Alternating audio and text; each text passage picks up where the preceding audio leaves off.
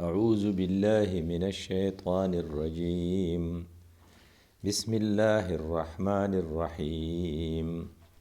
قل لن ينفعكم الفرار إن فررتم من الموت أو القتل وإذا لا تمتعون إلا قليلا قل من ذا الذي يعصمكم من الله إن أراد بكم سوءا أو أراد بكم رحمة ولا يجدون لهم من دون الله وليا ولا نصيرا صدق الله مولانا العظيم رب اشرح لي صدري ويسر لي أمري واحلل عقدة من لساني يفقه قولي اللهم صل على محمد وعلى آل محمد كما صليت على إبراهيم وعلى آل إبراهيم إنك حميد مجيد. د قرآن او د حدیث اره خبره کوټلې مضبوطه حقیقي او سالډي وما هو بالهزل دا گپ شپ نه دی. د قرآن د هدایتو نه دا پته لګي چې ته په دنیا کې ژوند تیرې یا به ته داعی کیټګرۍ کې یا په غیر داعی کیټګرۍ کې، یعنی یا به ته د الله د دین ملګری او یا به د هغې ملګری نه یې. ان بټوین په منځ کې دریم اپشن نشته. که ته داعی ستا په خوبو کې به یو غټه خوبي دی چې ته به آخرت پسند یې، که ته غیر داعی نو ته به بیا دنیا پرست یې. که ته داعی نو ته به بازمانه ستیز د زمانې د نامساعدو حالاتو سره به پرزول کې. که ته غیر داعی نو بازمانه بساز چې د چا زوري د هغو به بیا ملګری د زمانې سره به ایډجسټمنټ کې ایسته ښېګړې به نه یې، بس ګورې به چې څوک په بره دي نو ته به برخیلې. او که فرض که ته داعی نو ته به خدا پرست یې، که ته غیر داعی نو ته به بیا قوم پرست، مفاد پرست، موقع پرست یې. که ته وایې چې دا داسې نشي کیدی زه به دواړه یم، نو الله وایي زما تخلیقي منصوبه خو داسې نه ده. زما تخلیقي منصوبه که ته اناټمي ته وګورې که نه، نو الله تعالی وایي ما جعل الله لرجل من قلبین فی جوفه. د یو سړي په زړه کې ما دوه زړونه ایښي نه دي د سره. نو تا ایښې تا سینې وګوره د خلقو چیسټ کیویټي، په چیسټ کیویټي اناټامیکلی سپیکینګ دوه زړونه نشته، یو زړه دی پکې. نو چې کله ما پکې یو زړه ایښی دی د دې مطلب دی چې یو خبره وی پکې. دا پاسیبل نه ده چې ستا په زړه کې د نفاقي او د اخلاصي، یا به اخلاصي یا به نفاقي. دا هم پاسیبل نه ده چې ستا په زړه کې د خدا پرستی د موقع پرستی. نه، دوه زړونه ما ایښي نه دي د سره، یا به خدا پرستی یا به موقع پرستی. دا پاسیبل نه ده چې ستا په زړه کې د انصاف هم یو ظلم دی مې، نه، یا به منصف یا به ظالم. او دا هم پاسیبل نه ده چې ستا په زړه کې د غرور هم یو، تا په زړه کې تواضع هم نټ پاسیبل. یا به ته عاجزي کوونکی تواضع والا به یا به ته مغروره یې. دې وجې نه که فرض که ته وایې چې زه داعی ما په داعی ګروپ یم، نو بیا به ته د خدای د دشمنانو سره ستا جنګي، ته به په فایټ کې. که ته وایې چې زه سره جنګ نه کوم، نو بیا به د خطرناک صورتحال سره سامنا وشي. ځکه چې د الله د دشمن سره چې جنګ ته تیار نه یې نو تختې، نو چې تختې نو الله سره به جنګ کې. نو کم خلق چې د الله د دشمن سره جنگ ته تیار نه دي، د خدای قانون زیزده کا خدا کے دشمنوں سے بھاگنا، اپنے آپ کو خدا کے خطرے میں ډالنا ہے. او د خدای سره جنگ د خدای د دشمن د جنگ نه ډېر ګران دی. ځکه هغه خلق چې هغې د خدای سره په جنگ دي د هغې د آخرت او د دنیا تباهي یقیني ده. او کم خلق چې د الله د دشمن سره په جنگ دي د هغې د دنیا تباهي شکی ده. مې بي چې وی ګټي د بدر پشان، مې بي چې بیلی د احد پشان، مې بي چې لږ وخت ورته ایکسټینشن میلاو شي د خندق پشان. خو د الله تعالی د طرف نه آخرت سیف دی. نو که ته د الله د دشمن سره د جنگ نه تختې نو هېڅ فایده به نه وي. دې وجې نه صورت احزاب کې وایي قل دې ته ووایه لن ینفعکم الفرار، که تاسو تختین تاسو ته به هېڅ فایده در نه کي. ان فررتم من الموت، که چېرې تاسو د مرګ نه تختئ، او القتل یا د قتل نه تختئ، واذا لا تمتعون الا قلیلا، تاسو ته به لږ وخت میلاو شي، ډېر وخت درته نشي میلاویدی. کورونا شته، کووډ 19 چیسټ پن خراب شي، بیا به اکسیجن لیول کم شي، بیا په اکسیجن چې نو په هغې به نه کېږي، ډبل اکسیجن به درته سپلای شي، د هغې نه پس به بیا په وینټیلیټر شي او بیا به لاړ شي، مړ به شي. نو ستا اصل مرګ یقیني دی، خدا به د بېعزتۍ مرګي. او که تا د الله د دشمن سره جنگ کرتے ہوئے مرګ وموندو، هغه به د عزت مرګي. او یقینا دې وجې نه ستا دپاره دا ډیسیژن دی، دیر از نو تھرډ آپشن. یا به د الله د دشمن سره فایټ کې، یا به د الله سره فایټ ته تیار شي. په موجوده زمانه کې امت مسلمه د الله د دشمن سره په فایټ کې، یو په افغانستان کې دي چې د افغانستان مجاهدین د تیرو 20 کالو نه د الله د دشمنانو سره په فایټ دي، او اوس صورتحال د بدر په شان دی. زیات امکان دا دی چې هغې وګټله، څنګه چې په بدر کې 313 ګټلې وه، خو زرې ګټلې وه ځکه چې رسول الله ملګری و. او دلته دا هېڅ ډیوریشن نه دی چې یو څو طالبانو چې هغې چاډو پسې کې حسابول نه، هغې نن د امریکې زلمی خلیلزاد او د هغې ټولې د دنیا د طاغوت مشران د قطر په هغې حال کې یو ځای کېږي او دغه طالبان ورسره کینی، په پښتو کې ورته تقریر کوي، خپل پټکي په سر دي، ګیرې باندې لاس وخي او هلته کې اجتماعي مونځ کوي او په خپلو شرایطو د هغې سره معاهده کوي. او کله چې امریکې جو بایډن د خپلې خبرې نه تښتېدو دپاره په ترکو کې اجلاس راغواړي، نو د دنیا ټول قوتونه وایي موږ پکې شرکت خو طالب وایي زه پکې نه کوم، نو اجلاس ملتوي کېږي. دې نه پته لګي چې طالب له خدای پاک په افغانستان کې قوت ورکو، گویا کې بدر والا فضا راله. خو بل طرف ته امت مسلمه په مقبوضه کشمیر کې د مودي ظالم د فوجونو سره جنگیږي او د ډیر وخت نه په لاک ډاون کې دي او د ډیر وخت نه په حراست کې دي، خو د الله د دشمن سره جنگ ته تیار دي. ګیلانی هلته کلک په بوډا وجود ولاړ دی ځکه چې د الله سره جنگ ته سمې نشته. او بل طرف ته په غزه کې یو څو مجاهدین، یو سټریپ چې د هغې تقریبا یو څو زره یا یو څو لکه آبادي ده، هغه اسرائیل ته ټینګ دي او د هغې سره جنګ کوي. حالات نن سبا څنګه دي؟ لکه څنګه چې په جنگ خندق کې د رسول الله صلی الله علیه وسلم د صحابو سخته وه. گویا کې چې کله تر جنگ خندق هغې حالاتو ته ګورې او ته ځان ته رایاد کې چې ګوره یو څو کسان چې په هغې یو طرف ته یخني وه، بل طرف ته خطره وه، بل طرف ته لوږه وه چې د الله رسول په خپله 3 ورځې څه نه خوړلي. او کله چې یو صحابي ورته شکایت وکړو چې د لوږې، نو حضرت ورته خپله خېټه مبارکه وښوه چې په دې 2 ګټې تړلي دي. خو هلته هغې چې کله هغه محاصره 25 دن کنټینیو کړه، نو د الله فوجونه رالل. نو څنګه چې په جنگ خندق کې د الله فوجونه رالل، دغه شان په غزه کې هم د الله د فوجونو نه امید لرو. او د جنگ خندق منظر چې کوم احزاب ما ته ښوولی دی هغې ته ګوره،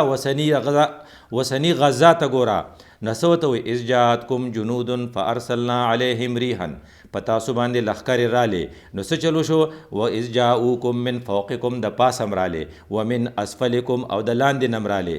د برې نه هم رالې، او من اسفل منکم، او د ښکتې نه هم رالې. و اذ زاغت الابصار، او سترګې ټیغې وختې، وبالغت القلوب الحناجر، او دا زړونه خولې له رالل. وی کلیجا منہ کو آ رہا ہے. د دې نه د هغې هغه سټرکچر، د هغې هغه پیکچر او د هغې هغه سین پته لګي چې په جنګ خندق کې په صحابو څومره سخته تېره شوې وه. وتظنون بالله ظنونا، تاسو د خدای په باره کې مختلف ګمانونه کول چې راغه امداد خو رانغی. هنالک ابتلی المؤمنون، مؤمنان په ازمیښت کې شو، وازمیلی شو. وزلزلوا زلزالا شدیدا، وجړقولی شو په جړقولو سختو سره. څنګه چې په جنگ خندق کې جړقولی شو، داسې اوس په غزه کې چې د دنیا ټول فورسز سره د مسلمانانو حکمرانانو چې هغه د امریکې کاسلیس دي، هغه ټول د فلسطین د مجاهدینو خلاف دي، او یو څو مجاهدین را یوځای شوي دي، او هلته کې په غلیل باندې یعنې په لینده باندې اسرائیلي ولي، په مرچوڼه باندې ولي، او الله ولا توفیق ورکو میزایل پیدا کو. تل ابیب یې وویشتو. د تل ابیب ایرپورټ لګېدل د اسرائیل لپاره ډېر عجیبه خبره وه، او د ټول نه غټه خبره هغه جذبه چې په هغو کې وه چې تر اوسه پورې هغه وایي چې دا زه نه منم چې د فلسطین د ځمکې نه ما وباسي. هر څه کولی شي، نو جذبه ترې نشي اخیستی. نو ګویا کې د جنګ خندق غوندې منظر و. څنګه چې په جنګ خندق په آخري وخت چې کله د الله تعالی د طرف نه سیلی راله، او هغه دشمن ستړی شو او واپس تښتېدو نو رسول الله صلی الله علیه وسلم اعلان وکړو چې پس د دې نه به دوی په تاسو حمله نه کوي، تاسو وپې کوئ. تر اوسه پورې موږ ډیفینسیو وو، انشاءالله ان فیوچر کې به افینسیو یو. دقه شان امید لرو چې د غزې مجاهدین چې تر اوسه پورې ډیفینسیو وو، انشاءالله چې مجاهدین به اوس افینسیو وي، ځکه هغه الله چې په خندق کې امداد کاو هغه الله به انشاءالله په غزه کې امداد کوي. ځکه زمونږ دپاره بل اپشن نشته، یا خو به د الله ر دشمن سره جنګېږي یا به د الله سره جنګېږي، او د الله سره دشمني ډېره ګرانه ده، د الله سره د الله د دشمن سره دشمني د هغې په مقابله کې ډېره اسانه ده. اوس کم کسان چې د الله د دشمن سره نه جنګېږي هغه اټومیټیکلی د الله سره جنگ ته ځان تیار کړی. نو الله وی قل من ذا الذي يعصمكم من الله، تاسو به د خدای نه څوک خلاص کی. څنګه ان اراده بكم سوءا، کو په تاسو یې بده ورځ راوسته. دغه سړی دغه د پارلیمنت دغه ممبره چې نن په پاکستان په قومي اسمبلی کې دا تیښته اختیاري وایي چې موږ له اسرائیل تسلیمول پکار دي. نه الله وایي د خدای نه به دې څوک خلاصوي. کو الله د باندې بل ورځ کورونا راولي یا په دستونو به دې مرګ راشي یا به د باندې هارټ اټیک راشي، ته خو به هسې مال راځي. هغه یو سړی په غیرت باندې مري، ته د بې غیرتۍ وینا کې. نو او اراده بکم رحمه، د الله تعالی که د رحمت فیصله کوي او که د عذاب فیصله کوي، ولا یجدون لهم من دون الله ولیا ولا نصیرا، د خدای نه علاوه د نه څوک دوست دی او نه د څوک مددګار شته. دا الله تعالی دا سیستم روان دی، دا یو پلان دی، فرام ویری بیګیننګ روان دی. کله چې الله دنیا پیدا کړه ادم پیدا کو وسره شیطان راولېږو، او دا کورل او دا جګړه د ابتدا نه د ازل نه تر ابده پورې ده. په دې اقبال پویدو نوې ستې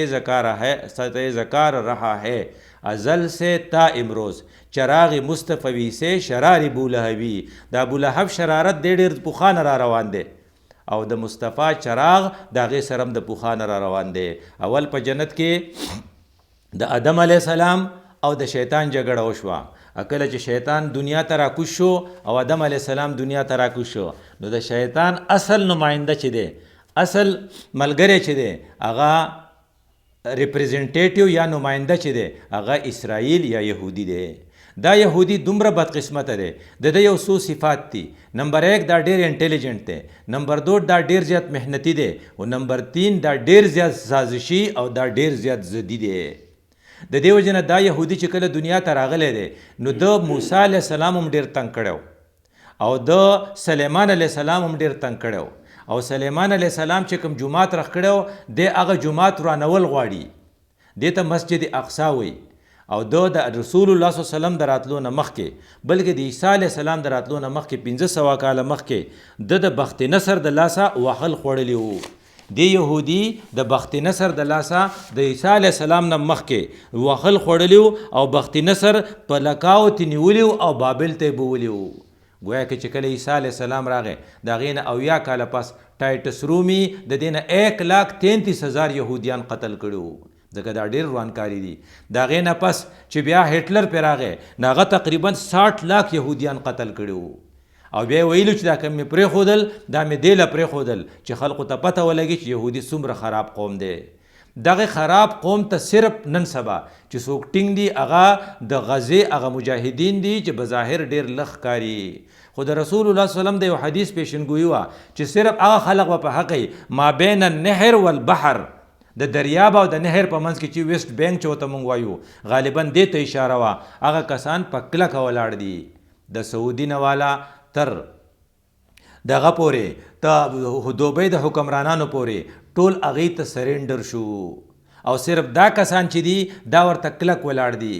دغه یهودي چې د الله دشمن دی، د دغه یهودي سره جنگ د دې نه ډېر اسانه ده چې سړی د الله سره جنگ وکړي. د دې وجه نه دغه یهودي چې کله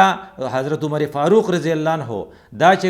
دغه مسجد اقصی چې په هغې نه حضرت پای کې امامتي کړې وه، رسول الله صلی الله علیه وسلم چې معراج لتو نو دې جمعات ته الله بوتو، هلته د پیغمبرانو امامتي وکړه، او کله چې رسول الله صلی الله علیه وسلم هلته امامتي وکړه د هغې نه پس حضرت عمر صاحب دور چې راغی نو دا بیت المقدس د مسلمانانو په کنټرول کې راغی، او د ښه سړیتوب په بنیادي وې چې یهودیان او عیسایان دلته راتلی شي. هغه عیسایان تقریبا 500 سال د مسلمانانو سره چې کله ته دوباره قبضه کو نو وروسته خدای پاک صلاح الدین ایوبی پیدا کو او هغه ترې نه واغستو او بیا کله چې د برطانیې هغه عیسایانو خپل بدل اغستو نو بالپور ډیکلیریشن ورته وایي 1917 اوس 20,000 اوس 2021 دی نو گویا کې د نن 100 کاله او 3 کاله د پاسه مخکې هغې ووي چې یاره یهودیان به دلته آباده وو او د هغې نه پس په 1948 کې اسرائیل قایم شو. الله تعالی چې کله یو مرض راولي د هغې نه مخکې علاج رایستلی او هغه علاج چې دی اکثر موجودي خو خلقو ته معلوم نه نو حضرت ویلو لکل داء دوا د هر مرض یو علاج دی. نو اسرائیل سټیټ یو مرض و خو د هغې علاج د مخکې نه الله را لیږلی و هغه پاکستان و. او عجیبه اتفاق دی چې اسرائیل په 48 کې قایم شو نو پاکستان ورته په 47 کې قایم شوی و. گویا کې د اسرائیل اصل علاج د چا سره دی؟ د پاکستان سره دی. الله پاکستان مخکې پیدا کو ځکه دا دوا وه او الله اسرائیل د هغې نه وروستو راوز ځکه هغه دا وه. دا په عربۍ کې مرض ته وایي او دوا په عربۍ کې دوایۍ ته وایي. نو پاکستان په حقیقت کې د اسرائیل علاج دی. د دې وجې نه د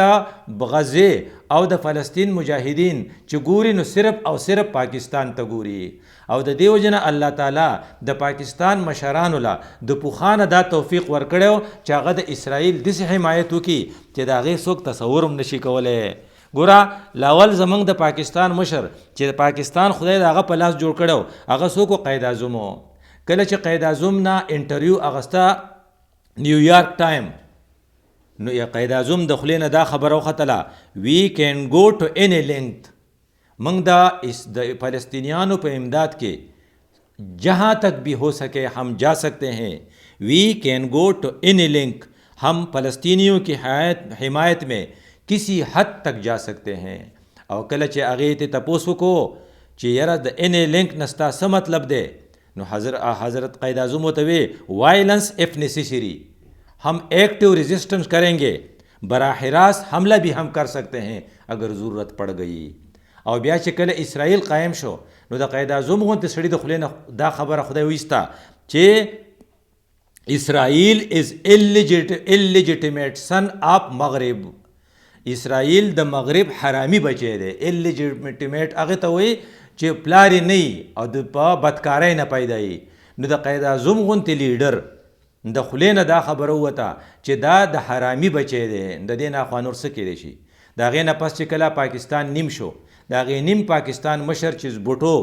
هغه له خدای دا توفیق ورکو چې کله په 1967 کې اسرائیلو حمله وکړه په عربو باندې او د عربو نه یې غرونه واغستل جولان کې پهاړیاں او علاقه یې قبضه کړه نو د بټو د خولې نه دا وختل چې وی آر ساری موږ ته افسوس دی عربو چې ستاسو په 67 کو هغه امداد موږ نه دی کړی کوم چې پکارو خو ان فیوچر خو په مستقبل کې د عربو د اسرائیل له طرف نه په تاسو حمله وشوه نو وی ویل هیلپ یو الاټ موږ به ستاسو ډېر امداد کوو اینډ وی ویل انټر ټو بیت المقدس ټوګیدر او ستاسو په لاس کې به موږ لاس ورکوو بیت المقدس ته به ننوځو. دا ذوالفقار علي بټو د وزیر اعظم پاکستان په حیثیت سره دا تقریر اوس هم په کیسټو کې موجود دی. د دې نه دا پته لګي ځکه خو هغې خلقو چې کله هغې ته تکلیف شي نو وی آر ویټینګ فار اینل جیوش الپاکستان د پاکستان هغه جیوش او هغه کم ځای کې دي. نو دا زما ستا ذمواري ده چې کو موږ به یا د الله سره جنګیږو یا به د عدو الله سره جنګیږو. نن سبا د عدو الله په 3 سټیجه باندې جنگ روان دی. یو په مقبوضه کشمیر کې د مودي سره،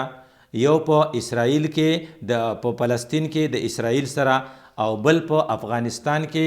د ناټو افواجو سره. ان شاء الله د افغانستان جنگ مونږ ګټو. ان شاء الله امت په دې باندې سرخرو کیږي.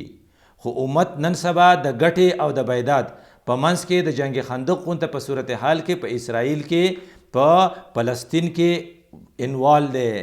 او امید لري ما تا به خپله ډیوټي پوره کوو. ځکه چې د الله کومه منصوبه چې ده یو قانون د الله داو چې مونږه یو سړی پریدونه لن ینفعکم الفرار که ته منډه وخت وکې او وتښتې نو په تیښته خلاصېدی نه شې ځکه چې د الله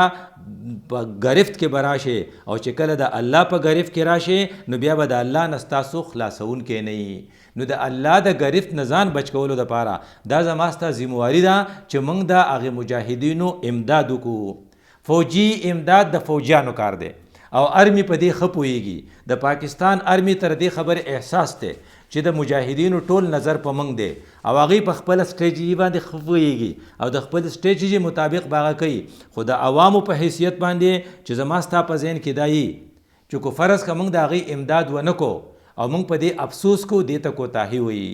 او کوتاهي الله معاف کی خو که د دې باندې موږ افسوس نه کو بلکې موږ په دې فخر کو دې ته ډټایي وي او کله چې څوک وګټي نو یره زره سره ملګری یم افغانستان کې طالب ګټي نو زه تا ته وایم چې دا پښتنو وګټله زه پښتون یم حالانکې زه پښتون یم پرونې خلاف یم دې ته ډټایي وایي چې کله ته په بیداد کې ملګری نه او په ګټه کې ملګری د دې وجې نه الله د هغې یو پکچر پیش کړی دی چې کوتاهي قابل معافي ده ډټایي قابل معافي نه ده نو وایي فاذا ذهب الخوف سلقوکم بألسنة حداد اشحة علی الخیر کله چې د یری وخت ختم شي او کله په افغانستان کې طالب بیا ګټي او ته پوه شي چې د هغې حکومت راغی ته بیا ښه تقریر کې چې څنګه نو موږ وګټله نو اسلام وګټله نو مسلمان وګټله نو زوړ تاریخ چې ته وګوري نو ټول لاول د روس ملګری وي او بیا د امریکې ملګری وي نو دغه سړی دا اوس چې خطبه وایي دا اوس تیز تقریر کوي د ډټایي مظاهره کوي نو الله وایي اولئک لم یؤمنو دې خلقو کې ایمان نشته نو څه چلو شو فاحبط الله اعمالهم د دې عملونه موږ برباد کړل نو خپل عملونه د بربادۍ نه بچ کېدو دپاره موږ وایو چې که موږ د څه کوتاهي شوي لکه څنګه چې بوټو ویلي چې زموږ نه په 67 کې کوتاهي شوې ده موږ ستاسو دوره امداد نه دی کړی انشاءالله دا کمپنسیشن به کوو نو که موږ کوتاهۍ ته کوتاهي ووایو او په هغې باندې ځان نادم کو شرمنده کو نو الله به موږ معاف کړي خو که موږ په ډټایۍ سره د اسرائیل امداد کو او موږ وایو چې د امریکې مقابله څوک نشي کولی نو دې ته ډټایي وایي او ډټایي خدای نه معاف کوي او الله د هغې په باره کې وایي فاحبط الله اعمالکم ګوره دا یو خبره ده چې الله تعالی قانون داسې دی چې ستا به ازمې او د ازمیښت نه بغیر کیږي نه نن سبا په امت باندې په 3 سټیشنو ازمیښت روان دی نو څه کسان به صادقین او څه به منافقین کم خلق چې سپورټ ورکوي دا صادقین دي کم خلق چې سپورټ نه ورکوي او بلکې په هغو پسې خبرې کوي دا منافقین ګروه کې راځي نو د الله هغې په باره کې وایي لیجزي الله الصادقین بصدقهم موږ د ازمایش ذکر راولو چې د رښتونو ته د هغې د صدق جزا ورکو ویعذب المنافقین ان شاء او یتوب علیهم ان الله کان غفورا رحیما منافقینو لکه موږ وخت عذاب به ورکو اکه موږ له توفیق ورکو چې توبه به وباسي توبه به یې قبوله کړو دا داسې نه دی چې څه ناشنا خبره دا ډېر شوي دي کله چې د مسلمانانو بادشاه خلیفه معتصم بالله دي ورانی شروع کړل نو خدای په تاتاریان مسلط کړل تاتاری چې راغی نو اخري خلیفه سره یې څه ناروا وکړه هغه یې ونیو بیا یې په یو څښا بوجۍ کې واچاو بیا یې اسونو د لاندې کېښود او اسونه یې پې د پاسه وچلول وی چقاو او د چقول نه پسې په یو څښا بورې کې ورتاو کو د ګن په بورې کې دا خلیفه دی د دې نه مخکې ورته وی ډوډۍ مې په کار ده زه وږی شوی یم خلیفه یې نیولی و د بغداد خلیفه و د اسلام د مسلمانانو خلیفه و خو خلیفګان چې کله وران شي نو خدای په تاتاریان مسلط کی نو هغه ورته وی هو د سرو د سپینو زرو دا تالی والا دا خورا نو هغه ورته دا د خوراک نه دی نو تا خو دا جمع کړو او د ذلت په مرګ مړ کو خو هغه تاتاریان کعبه کو مل گئے پاسبان مل گئے کعبے کو صنم خانے سے الله تاتاریانو له د توبې توفیق ورکو او هغې بیا د کعبې پاسبانی وکړه نو اینی ټایم هغه فورسز چې ستا خلاف دي استا په حق کې کیدی شي ځکه دا د تاریخ یو ویسه ده او یتوب الله علیهم ولې ان الله کان غفورا رحیما نو ته به وار نه خطا کې د دې وجې نه چې ته خپل کنټریبیوشن په دې کې کول غواړې نو د هغې کنټریبیوشن دپاره دا دی چې یو طرف ته ستا فلسطینیان په دعا کې ایر نشي او د تهجد په وخت کې پاسې او خپل فلسطیني فوج ته د خدای نه غواړي چې یا الله څنګه دې په احزاب کې د رسول الله د ملګرو کړې وه دام د هغه امتیان دي یا الله ته امداد وکړي دعا دومره زورور شی دی چې الله تعالی په تقدیر بدلوي نو د زړه د ویښه دعا په دې پیسې نه لګي دویم دا چې نن په فلسطین کې کوم مجاهدین دي د هغې کورونه وران دي د هغې هسپتالونه وران دي په هغې کې تقریبا 2000 زخمیان دي او په هغې کې تقریبا 200 ډډ دي یعنې شهیدان دي په هغې کې 65 کسان ماشومان دي ډېرې پکې زنانه دي دا مړه شوي دي په هغې بد وخت دی تاله پکار دي چې هغې ته ورسې او الله تعالی د پاکستان په خوش قسمتۍ کې یو خوشقسمتي دا راولې چې د پاکستان الخدمت هلته رسېدلی دی نو هغې له څه پکار دي میډیسن پکار دي نو دوايانې په پیسو کېږي نو د پیسو چنده به ورکو موږ چې کله اپیل وکړو نو یو ډاکټر صاحب موږ ته 1 लाख روپۍ په سات راکړې نو بل کس پر ټلیفون وکړو چې 20,000 ما راواله بل وی چې 10,000 زما راواله دا پیسې چې ته جمع کړې او هلته الخدمت په ترو ورسې موږ ته د مصر بارډر او د اردن په بارډر هلته رسېده اسان دي او هغې خلقو ته دا امداد ورسې نو بر نه الله ییني او ستا پیسې چې هغه په القدس کې په هغو لګي سبا به ته وایي چې یا الله ما خو د دې خلقو امداد کړی و نو یو د هغې دپاره د میډیسن ضرورت دی یو د هغې دپاره د خوراک ضرورت دی نو که خوراک هغې دپاره دا دوړ په پیسو کېږي نو چې د هغې دپاره زما ستا چنده هلته ورسېږي د دې نه به بله غټه خوش قسمتي نه وي او دریم د حکمرانانو دپاره که فرض که په خپلو تعلیمي ادارو کې د هغې سټوډنټانو له